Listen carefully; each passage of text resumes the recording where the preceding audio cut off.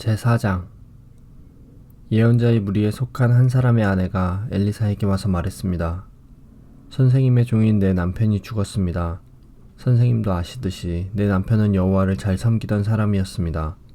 그런데 내 남편이 죽자 빚쟁이가 찾아와 내 두 아들을 데려다가 종으로 삼으려 하고 있습니다. 엘리사가 대답했습니다. 내가 어떻게 하는 것이 도움이 되겠소? 당신 집에 무엇이 있는지 알려주시오. 여자가 말했습니다. 가진 것이라고는 기름 한 병이 전부입니다. 엘리사가 말했습니다. 이웃 사람들에게 가서 빈 그릇을 있는 대로 빌려오시오. 그릇을 조금만 빌리지 말고 많이 빌리시오. 그리고 당신은 두 아들만 데리고 집에 들어가서 문을 닫으시오. 그런 다음에 빌려온 항아리마다 기름을 부어 채워지는 대로 옮겨 놓으시오. 그 여자는 엘리사 앞에서 물러난 뒤 아들들만 데리고 집으로 들어가 문을 닫았습니다. 아들들이 빈 그릇을 가져오면 여자가 거기에 기름을 부었습니다. 그릇마다 기름이 가득 차게 되자 여자가 아들에게 말했습니다. 다른 그릇을 가져오너라. 아들이 말했습니다. 이제는 그릇이 더 없습니다. 그러자 기름이 더 이상 나오지 않았습니다. 여자가 엘리사에게 가서 그 사실을 알려주었습니다. 엘리사가 여자에게 말했습니다. 가서 기름을 팔아 빚을 갚으시오. 당신과 당신의 아들들은 남은 것을 가지고 살아갈 수 있을 것이오. 어느 날 엘리사가 수넴으로 갔습니다. 그곳에는 한 귀부인이 살고 있었습니다. 그 여자는 엘리사에게 자기 집에서 머물며 음식을 먹으라고 간절히 부탁했습니다. 그래서 엘리사는 그곳을 지날 때마다 그 집에 들러 음식을 먹고 갔습니다. 여자가 자기 남편에게 말했습니다. 내가 보기에 우리 집 앞으로 자주 지나다니는 엘리사는 하나님께서 거룩하다고 여기는 사람입니다. 지붕 위에 작은 방 하나를 만들고 그 방에 엘리사를 위해 침대와 책상과 의자와 등잔대를 들여놓읍시다. 그래서 엘리사가 우리 집에 들를 때마다 그 방에서 묵어갈 수 있게 합시다. 어느 날 엘리사가 그 여자의 집에 와서 그 방에 들어가 쉬었습니다. 엘리사가 자기 종 게하시에게 말했습니다. 수넴 여자를 불러오너라. 게하시가 수넴 여자를 불러왔습니다. 그녀가 엘리사 앞에 섰습니다. 엘리사가 게하시에게 말했습니다. 여자에게 이렇게 말하여라. 보시오, 당신이 우리를 위해 이렇게 세밀하게 준비했군요. 내가 당신을 위해 무엇을 해주면 좋겠소? 왕이나 군대 사령관에게 부탁할 것이 있으면 말해보시오. 여자가 대답했습니다. 아닙니다. 나는 내 백성과 함께 살고 있으니 별 어려움이 없습니다. 엘리사가 말했습니다. 그렇다면 저 여자를 위해 무엇을 해주면 좋을까? 게하시가 대답했습니다. 저 여자는 아들이 없고 남편은 늙었습니다. 엘리사가 말했습니다. 여자를 불러오너라. 게하시가 다시 여자를 부르자 여자가 문간에 와서 섰습니다. 엘리사가 말했습니다. 내년 이맘때쯤에 당신은 아들을 품에 안고 있을 것이요. 여자가 말했습니다. 아닙니다. 하나님의 사람이시여. 당신의 여정을 속이지 마십시오. 그 여자는 엘리사가 말한 대로 임신하여 그 다음 해에 아들을 낳았습니다. 아이가 자랐습니다. 어느 날 그 아이가 자기 아버지에게 갔습니다. 그의 아버지는 곡식을 거두는 사람들과 함께 있었습니다. 아이가 갑자기 자기 아버지 앞에서 외쳤습니다. 아이고 머리야, 아이고 머리야. 아버지가 종에게 말했습니다. 이 아이를 어머니에게 데려가거라. 종이 그 아이를 그의 어머니에게 데려갔습니다. 아이는 낮 12시까지 어머니 무릎 위에 누워있다가 죽고 말았습니다. 어머니가 아이를 안고 올라가 하나님의 사람이 쓰는 침대에 눕혀놓았습니다. 그리고 문을 닫고 나왔습니다. 여자가 자기 남편을 불러 말했습니다.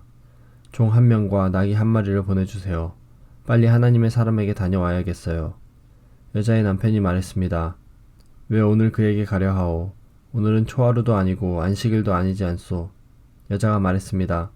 걱정하지 말아요. 괜찮을 거예요. 여자가 나귀의 안장을 지우고 종에게 말했습니다. 나귀를 몰아라. 내가 마르기 전에는 늦추지 마라. 그리하여 여자는 갈멜산에 있는 엘리사에게 갔습니다.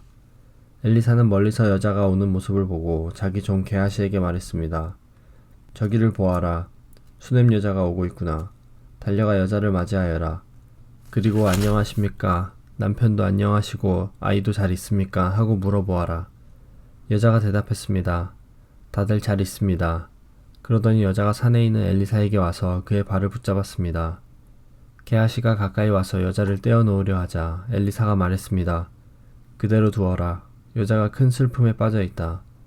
여호와께서는 이 일을 나에게 숨기시고 아무 말씀도 해주지 않으셨다. 여자가 말했습니다. 선생님, 나는 아들을 달라고 말한 적이 없습니다. 오히려 거짓말을 하지 말라고 말씀드리지 않았습니까? 엘리사가 게하시에게 말했습니다. 길을 떠날 채비를 하여라. 내 지팡이를 손에 들고 서둘러 떠나라. 가다가 누구를 만나도 인사하지 마라. 누가 인사를 하더라도 대꾸하지 마라. 내 지팡이를 그 아이의 얼굴 위에 놓아라. 그러나 아이의 어머니가 말했습니다. 여호와의 살아계심과 당신의 살아계심을 두고 맹세하지만 나는 선생님 곁을 떠나지 않겠습니다. 그래서 엘리사도 자리에서 일어나 여자를 따라갔습니다. 게하시가 먼저 가서 지팡이를 아이의 얼굴 위에 올려놓았습니다. 그러나 아이는 소리도 내지 않고 움직이지도 않았습니다. 게하시가 돌아와서 엘리사를 맞이하며 말했습니다. 아이가 깨어나지 않습니다.